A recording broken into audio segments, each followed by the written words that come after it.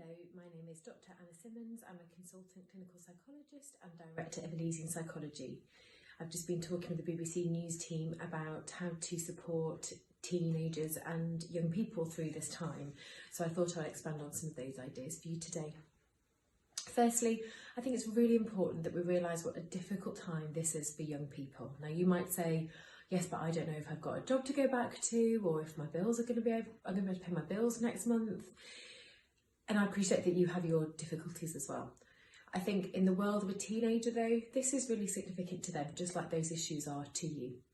And so what's happening is for a lot of young people, they haven't been able to take GCSE or A-level examinations. They haven't been able to have the endings to their school or to their college. They won't have a prom. And so there's a lot of grieving that needs to be done around that. How we end things is crucially important, and we're all a bit up in the air because young people haven't had the endings that they need. These things, exams and proms and endings, are all part of maturity, kind of developmental milestones that are really crucial for young people's development. We kind of root ourselves on various things happening in our lives, don't we? And so those have been taken away from them extremely quickly. So if your teen hasn't had a chance to get their head around that right now, that's okay. What I'd like you to do is try and communicate with them if they'll let you, talk to them about it and just validate their feelings. It's okay that you feel like this. It's okay that this feels very difficult right now. Luckily, they're not alone because everybody's going through this, but of course how everybody feels it is going to be different. And your teen might be struggling more than normal. I think it's really worth pointing out that this is a difficult time for everybody. And so if your teenager is sad or irritable or more withdrawn, obviously be aware of any deteriorations that you're really concerned about that would be very significantly different to normal behaviour. Okay. But some changes in those moods are natural given what we're going through. Keep communicating with your teen. It's really easy for teenagers to just hide in their rooms, isn't it? And sometimes that's easy for parents as well if you're trying to work and do things.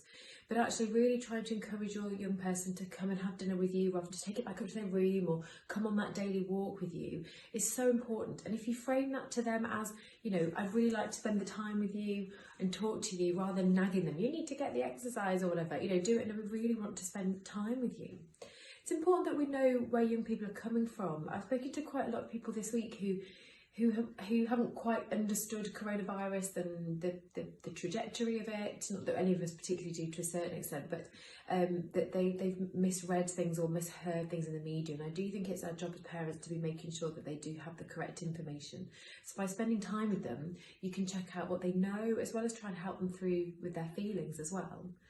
Now, as we all know, routine is hugely important for all of us. And it is especially for your young person as well. Now, left to their own devices, young people would naturally sleep reverse. They would become almost nocturnal. And I think we're going to have realistic expectations for ourselves and them about getting up in the morning and going to bed.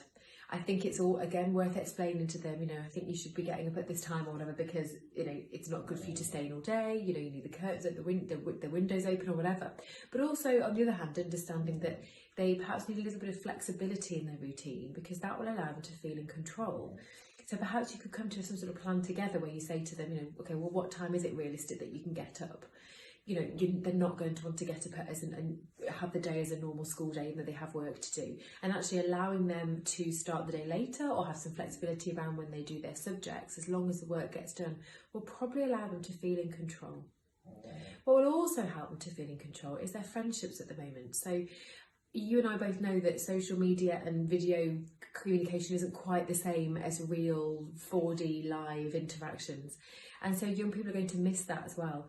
Spring is normally the time that they start to spend time with their friends after school and in the evenings and weekends, and they're really going to miss that. So they spend more time on their phone talking to their peers. Maybe they need to be doing that as well to make up for the time they would normally be communicating with them in a different way.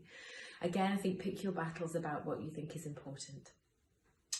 I think it's important that they understand why they need to eat well and drink and those basic things. So, maybe that's our role to be providing these snacks and these drinks and everything to them that are healthy and giving them the healthy options if we possibly can.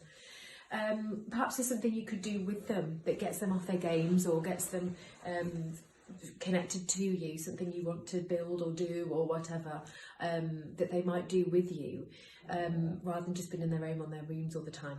And you can say, you know, I just miss your company, I just miss spending time with you. When I'm at home, we've got this time now, I'd really like to make the most of it, and just make them feel really loved and really wanted. You don't have to be a nagging parent.